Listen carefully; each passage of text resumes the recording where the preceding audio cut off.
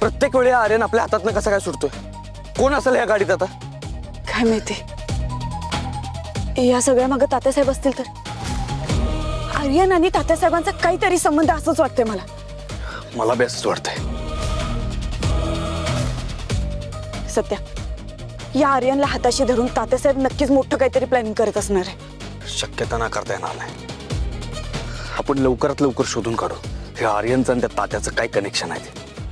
शोधून तर काढावंच लागेल आणि लवकरात लवकर त्या आर्यनच्या मुसक्या आवडायला हव्यात.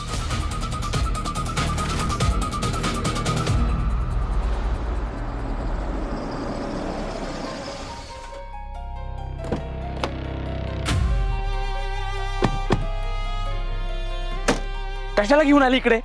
समजत नाही का त्यांना? मूर्खात काढून गावाच्या वेशीपर्यंत आणत होतो. मग एकट्यात घातल्या असताना गोळ्या त्यांना.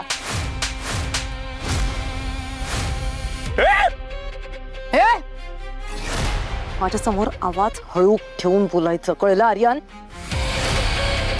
तुला सांगितलं होतं ना, शुद्ध मराठी भाषेत सांगितलं होतं, घराच्या बाहेर दिसायचं नाही. का आलास तू बाहेर? ए मूर्ख आहे का तू? काय आला बाहेर म्हणजे? डॅडी साहेबांचा कार्यक्रम आहे, एवढ्या दिवसापासून वाट बघत होतो. कशाला नको येऊ का? काय लपून लपून बघू?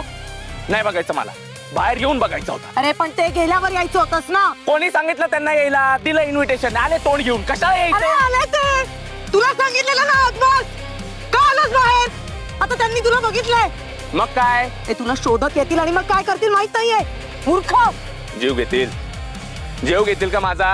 अगं घेऊ दे ना जीव. आता नाही. साताराचा वाघ समजतो ना स्वतःला. येऊ दे समोर. नाही टर्कन चिडला ना, नाव आर्यन तात्यासाहेब पाटील नाही सांगणार. चला तायडे, गाडीत बसा.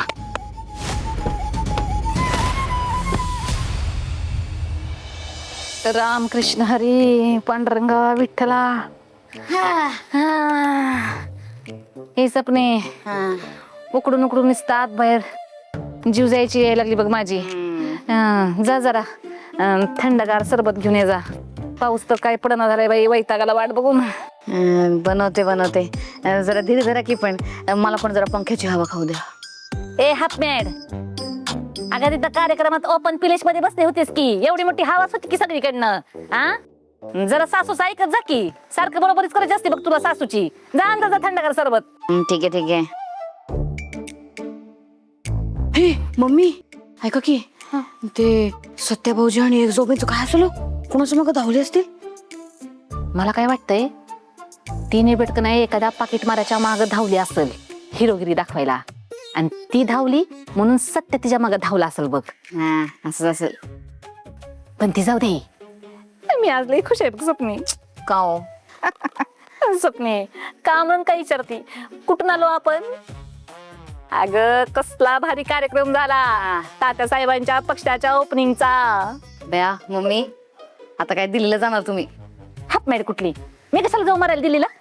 ऐका आता, असं काय करता? अहो मम्मी खासदार नाही व्हायचं. तर खासदार झाल्यानंतर दिल्लीलाच जाणार की. तिथं संसदेत जाऊन भाषण ठोकणार, लोकांचे प्रश्न उपस्थित करणार. काय तुम्ही? अयो मी जरा इसरलेच बघ स्वप्ने. बरोबर आहे तुझं. कवा कवा सासरीचं बोलतीस बघ तू.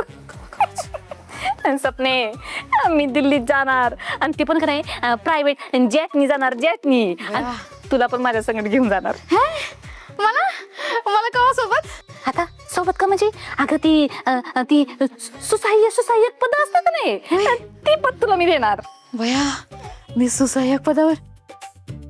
हा चालते मम्मी. का हो पण मीच का बरं सुसहाय्यक? अगं कसं आहे, दुसरा कोणी माणूस ठेवला तर त्याला मला पगार द्यावा लागेल ना. तू घरातलीच आहेस, तुला कशाला पगार द्यायची गरज आहे? तू फुकट काम करणार. चिंगूस. सपने पण दिल्लीत गेलं का नाही का माझा दरारा वेगळा असणार बघ.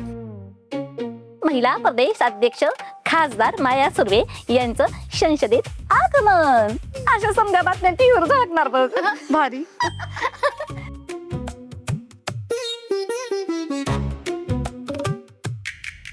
काय झालं? अचानक गप्प का झाला दोघी? ती तुमचीच वाट बघत होतो ना आम्ही. काय झालं? तुम्ही एवढा उशीर का केला यायला? आणि कुणाच्या मागे धावत होता? कुणाच्या?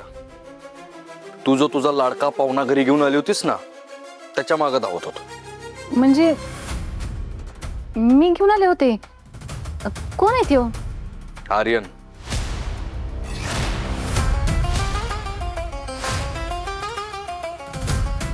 काय? आर्यनच्या मागे धावत होता तुम्ही? पण तो कसं काय आला होता तिथं? आता तो तिथं कसं काय आला हे तुझ्या लाडक्या तात्यासाहेबांनाच माहित असेल ना मम्मी. त्यांना विचार. सत्या, तात्यासाहेबांचा आमचा काही संबंध नाही बरं का, उगा काय पण बोलू नकस. म्हणजे राग आला तुला? आता तुम्ही त्यांच्याबरोबर काम करता ना, मग तो आर्यन तिथं का आला असेल ते तुम्हाला माहितच असायला पाहिजे. सांगा मला, का आला असेल तो तिथं? असं काय करताय सत्य भाऊजी? आम्हाला कसं माहिती असेल? आम्ही काय डिटेक्टिव्ह आहे? ते काय मला माहित नाही. तो आर्यन तिथं का आला होता याची माहिती काढायची आणि मला सांगायचं.